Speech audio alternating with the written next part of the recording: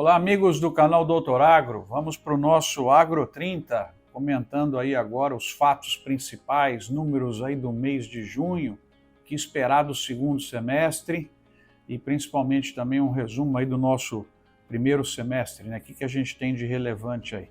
Então, são 3 blocos que eu queria comentar com vocês. Além dos fatos, o que a gente tem que olhar agora para julho. E no último bloco mostrar umas imagens legais aí, pessoas que fazem parte desse nosso agro tão vibrante, né? Empresas em todos os setores aí, coisa impressionante como a gente tem criatividade aí em andamento, né? Se você não está inscrito no canal aqui do YouTube, aproveita esse momento aí e se inscreva. Aqui a ideia é trazer conhecimento a cada mês, a cada 2 meses, para que vocês possam tomar decisões mais embasadas, pelo menos com a nossa opinião. Bom, o que estamos aí com grãos? Nesse momento, as atenções todas lá para os Estados Unidos, né, porque é o grande tapete que está aí em produção, mas a Conab soltou aí o nosso 9º levantamento, a estimativa atual em 297,5 milhões de toneladas e ela aumentou. Né? Lembra, a Conab começou alta, veio caindo e agora voltou a subir. Mas é 7% menor do que a safra 22-23. A área plantada também está impressionante, toda vez está somando mais. E agora nós estamos com... Somando mais é complicado, né? Toda vez está somando. Agora nós estamos com 500 mil hectares, um crescimento de 1,3% e a área chegando em 79,6 milhões de hectares. Está encostando em 80 milhões de hectares. Vamos ver se com as novas estimativas aí dá para pegar os 80 milhões nesta safra ainda, mas com certeza na 24-25 nós vamos chegar a 80 milhões de hectares plantados com grãos no Brasil, né? Que maravilha. Vamos passar para o milho agora.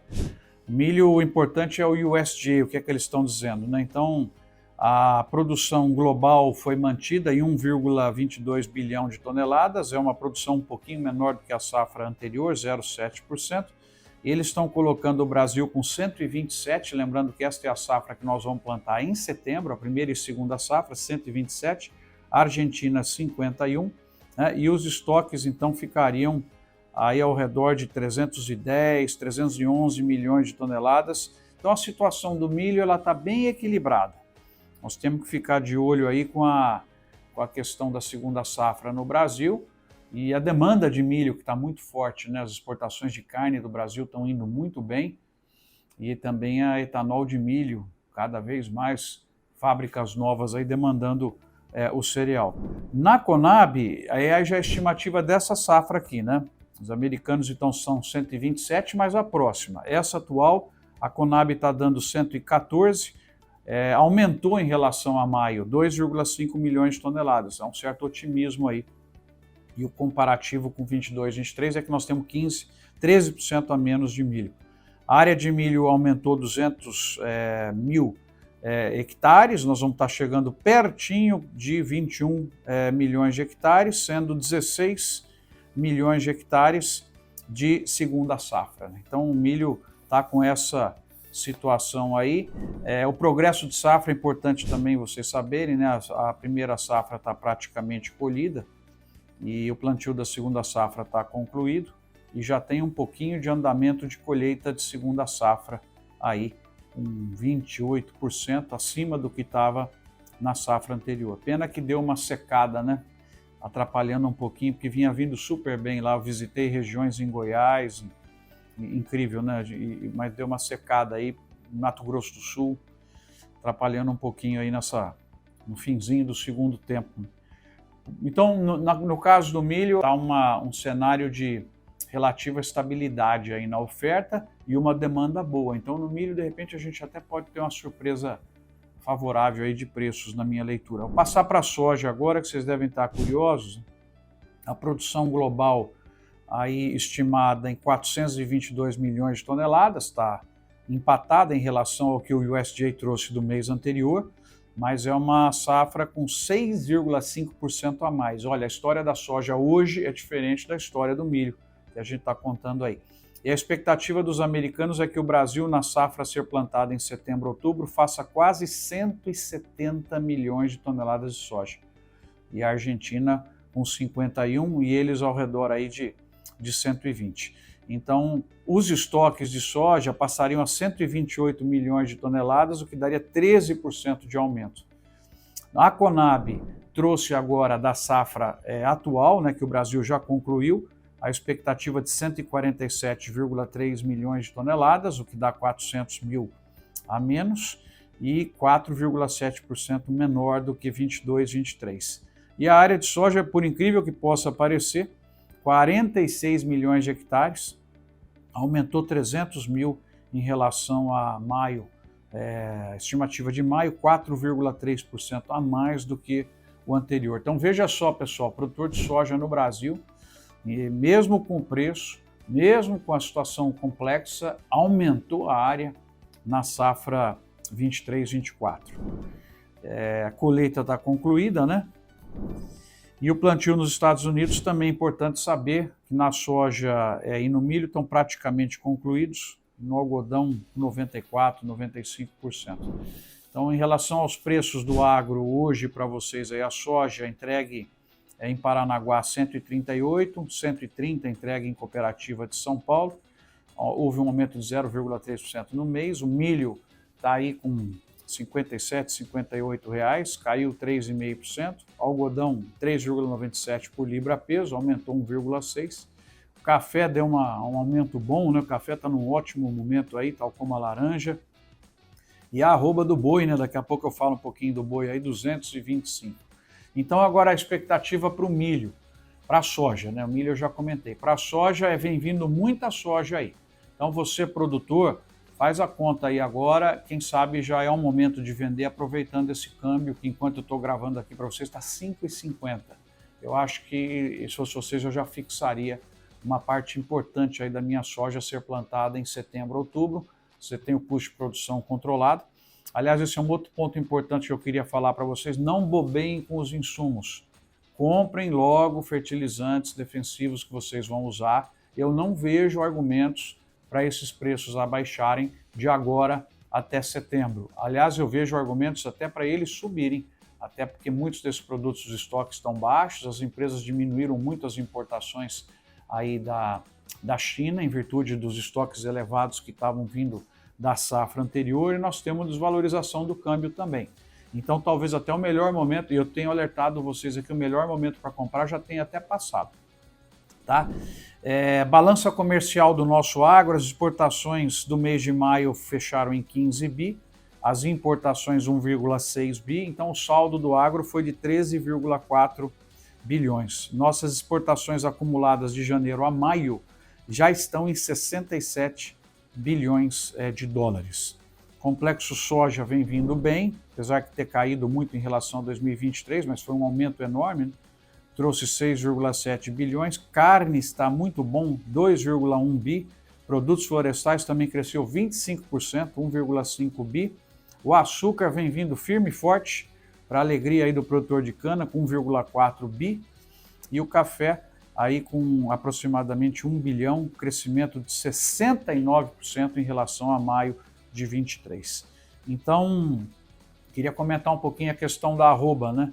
A arroba, na minha opinião, era até para ter caído mais, porque o Brasil está batendo recorde de animais, impressionante, né? Então, isso aí, essa história vai trazer para vocês aumento de preços pecuaristas aí, porque nós estamos abatendo fêmea, abatendo muito, a expectativa é passar de 35 milhões de cabeças sendo abatidas aí esse ano, talvez mais de 15 milhões aí de fêmeas, e para sorte, o mercado interno está puxando bem, não só boi, mas também frango e também suínos, e o mercado externo está puxando bastante.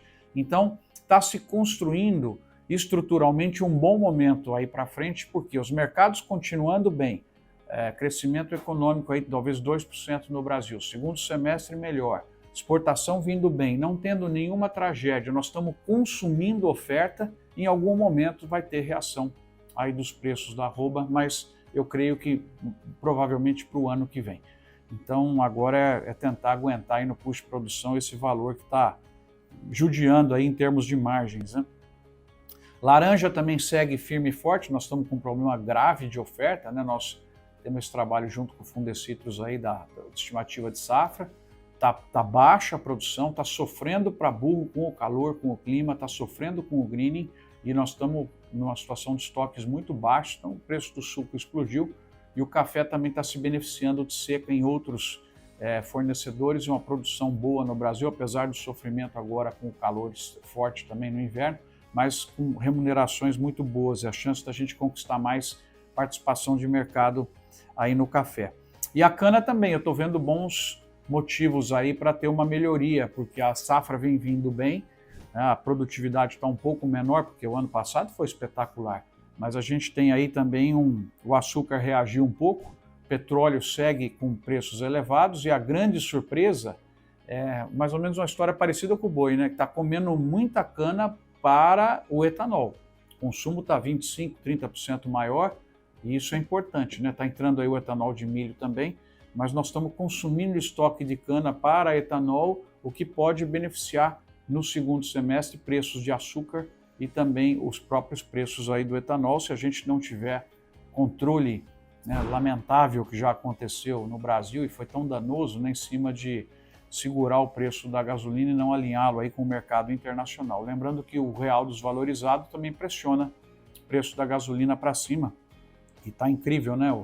O real a 5,50 no momento de gravação aqui para vocês, né?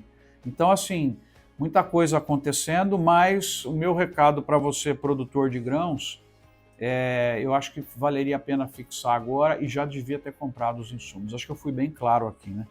Tomando riscos, como sempre, de levar a bronca de vocês se eu errar, mas pelo menos vocês têm a minha opinião, né? Com muita sinceridade, muito carinho aí. O que a gente acompanha então agora em julho? Então acho que foi um primeiro semestre legal, né?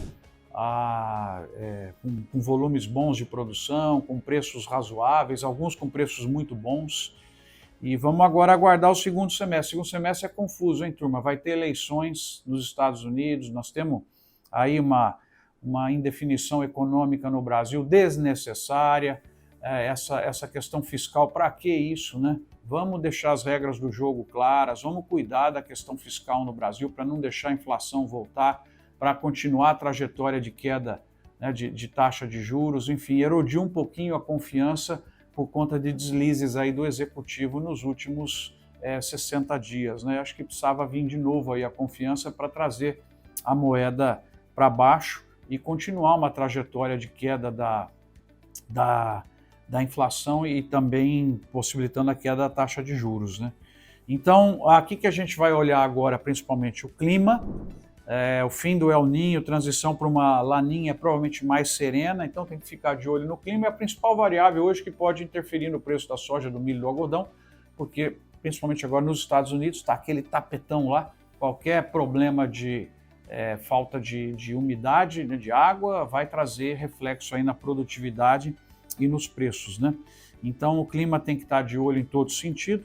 O andamento para a safra de verão, então, no hemisfério norte, não é só nos Estados Unidos, tem Europa, tem China, tem um monte de lugar produzindo, agora a gente sai do foco e o foco vai lá para eles, a gente volta a ganhar importância em agosto, setembro. Como é que vai fechar o milho no Brasil? Seria o terceiro ponto. Melhor momento para aquisição de insumos para o planejamento da próxima safra, já falei para vocês, na minha opinião já passou, o melhor momento, então corre aí. E a questão cambial e a questão macroeconômica, a gente tem que ficar observando também, que estão bastante preocupados com isso, né? O Brasil precisava ter mais previsibilidade, né? A gente hoje recebe muito solavanco vindo principalmente do executivo, cada hora vem uma ideia nessa questão de importação de arroz, essa insistência na importação de arroz pelo governo é uma coisa que eu não consigo entender. Se você não tivesse as cadeias estruturadas, então justifica o Estado importar, mas se você vai realmente precisar importar, e não vai precisar, pelos números que nós temos aí do Rio Grande do Sul, quer dizer, para que dar essa cacetada no produtor gaúcho? Se você não vai precisar importar, né? E agora se você precisar importar, que a própria cadeia produtiva faça essa importação, que o varejo faça essa importação, né? Que as próprias produtoras de arroz, beneficiadoras, cooperativas façam essa importação e complementem o produto necessário para o mercado interno. Não tem que o governo se meter a fazer isso, colocar embalagem no ponto de venda com Conab, não faz sentido nenhum. Então é muita criatividade, nós precisamos de foco, pessoal, eficiência, transformar o Brasil cada vê mais competitivo. Você vê, a gente caiu no índice de competitividade global de novo, de um ano para o outro. Quer dizer, o que é o indicador que faz um país competitivo? Tem que focar naquilo, não perder tempo, né? Para que não divulgar o Plano Safra? Tão importante nesse momento, o volume de recursos, né, que é um desrespeito ao agro não fazer isso. Para que não fazer isso? Né? Então, não vamos criar surpresa, vamos jogar o arroz com feijão, literalmente, aí, bem feito, para que eu construa chance da produção brasileira ficar cada vez mais competitiva e trazer resultados aí para o Brasil. Eu costumo sempre dizer, o meu último comentário, que sem produção e venda não tem geração de renda e não tem distribuição de merenda. Nós estamos muito olhando para a distribuição de merenda e pouco foco em transformar a nossa produção e a nossa venda em cada vez mais competitivas. Então, o setor público precisava de foco para geração de renda e competitividade, não ficar com coisas supérfluas aí que não estão agregando valor nenhum. Então, essa que é a ideia. E aí agora eu convido vocês a acompanharem fotos, né? Vai ter um vídeo especial sobre isso, tivemos um grupo grande da Harvard, da USP, lá no Fórum Mundial de Agronegócios, que é a Davos do Agro, aconteceu na Espanha, e aguardem novidades aí, mas muito, muito bacana, né? E o ano que vem vai ser no Brasil, Conferência Mundial de Agronegócios. E lá na Espanha foi interessante ver 450 pessoas, mais de 40 países, debatendo as questões todas do agro aí, sustentabilidade, eficiência, né, inteligência artificial, tem tanta coisa incrível, né? E no final vou deixar umas fotos para vocês verem Almeria, na Espanha. Incrível, turma, um mar de plástico, né? Só estufas. Era uma região paupérrima, estratégia, governo trabalhando para gerar produção e venda, e hoje ela é extremamente rica, traz muitos dólares. Eu vou contar essa história para vocês, não neste vídeo, vou deixar vocês curiosos aí para assistir, tá bom? Então eu convido a verem as fotos aí das nossas andanças dos últimos 2 meses. Valeu, pessoal, obrigado pelo carinho, pela atenção de vocês. Desculpe aí algumas brincadeiras, mas que eu possa ter ajudado na sua tomada de decisão.